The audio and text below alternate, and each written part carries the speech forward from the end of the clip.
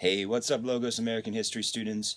Welcome to May 13th, 2020, day 35 of our stay-at-home COVID-19 e-learning experience. Welcome back. It is a rainy Wednesday afternoon. It is midterm day. Midterm grades are due by the end of business today. And so today's the day to get caught up on any work that you're behind in, to get that midterm grade up as high as possible.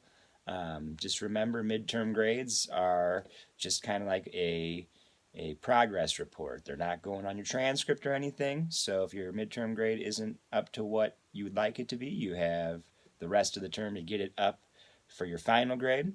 If your midterm grade is doing great, you have the rest of the term to screw it up. So don't do that, right? If your grade's doing good for you. Keep it going through the end of the term. Don't just, slack off now. You've been doing great. There's only a few more weeks left in the term. And if you haven't been doing as great as you'd like to so far this term, you still got a few more weeks to get it turned around. So that's plenty of time. Speaking of which, let's go ahead and take a look at the blackboard. Let's go ahead and exit out of here. There we go. Go to our Blackbaud page. And what the first thing we see on our bulletin board is that message about the Zoom meeting tomorrow. We had a great Zoom meeting last Thursday. I think we're going to do it again where we combine all the history classes. I haven't verified it with Johnny White yet, but that's the idea. That's the plan. And so, once again, we want to get as big a turnout as possible. I'm thinking 15, 16 people on that Zoom meeting if we can. So please make sure you are one of those people. Look for the link that will be posted on the bulletin board later today. I'll be sending out the link via email, message, text, all kinds of ways. There'll be an assignment for the Zoom meeting with the link. Plenty of ways to get in there. No reason to miss the Zoom meeting tomorrow, 11 a.m. Okay.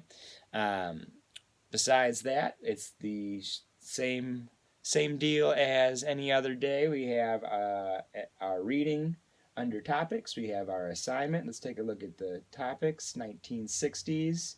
My favorite decade, by the way. If I could go back and relive any decade in American history, it would be the 1960s. Cool decade. A lot of stuff that I'm interested in, like the music, the Beatles, JFK, who we talked about yesterday, very interesting presidency. The moon landing, right? And then all the different movements, not just the civil rights movement, but the gay rights movement, the women's rights movement, all kinds of different movements took place during the 1960s. So it was an exciting time. Not to mention the moon landing, right? Maybe, if it actually happened or not. Just kidding.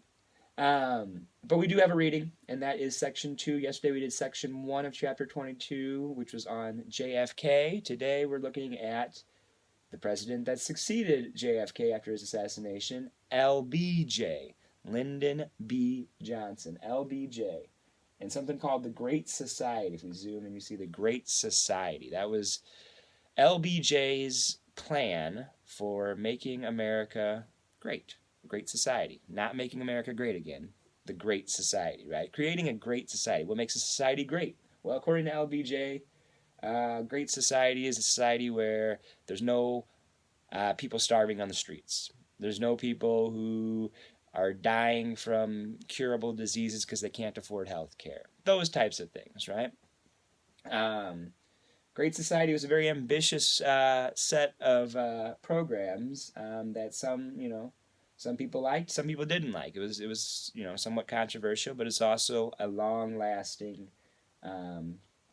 idea and program. So there's a picture of LBJ being sworn into president next to the widow of JFK, Jacqueline Kennedy, just hours after JFK was assassinated.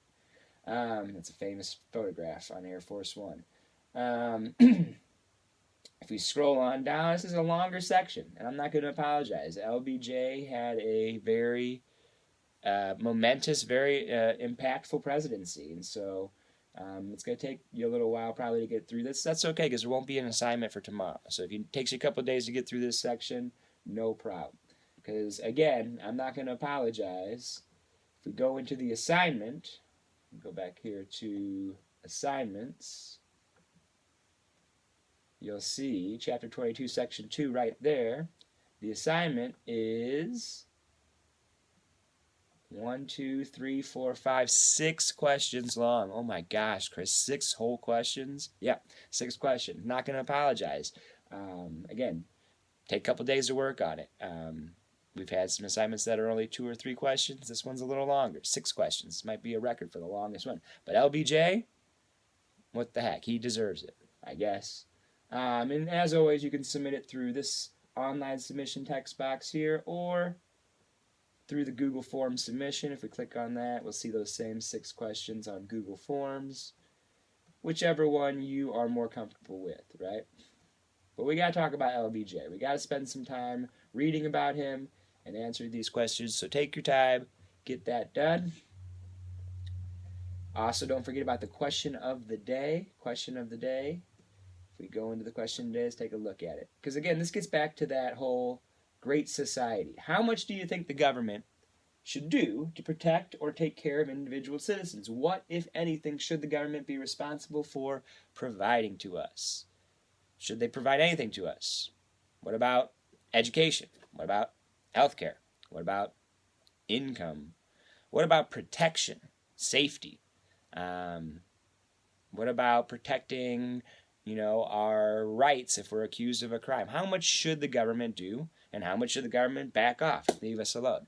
You give us your opinion. I'm not going to try and sway you on mine, but I'm just throwing some examples out there of things that maybe the government, some people think the government should do, but others think the government shouldn't. Other than that, I do want to take one moment, as I have done before, to remind you, if you haven't already, please like and subscribe to my YouTube channel. I'm trying to get my subscriber count up. I'm up to 29 subscribers, woohoo, but I'm still behind a coworker of mine in total subscribers, and I'm talking about Coach Sykes. This Coach Sykes page, he's up to 36 subscribers, right?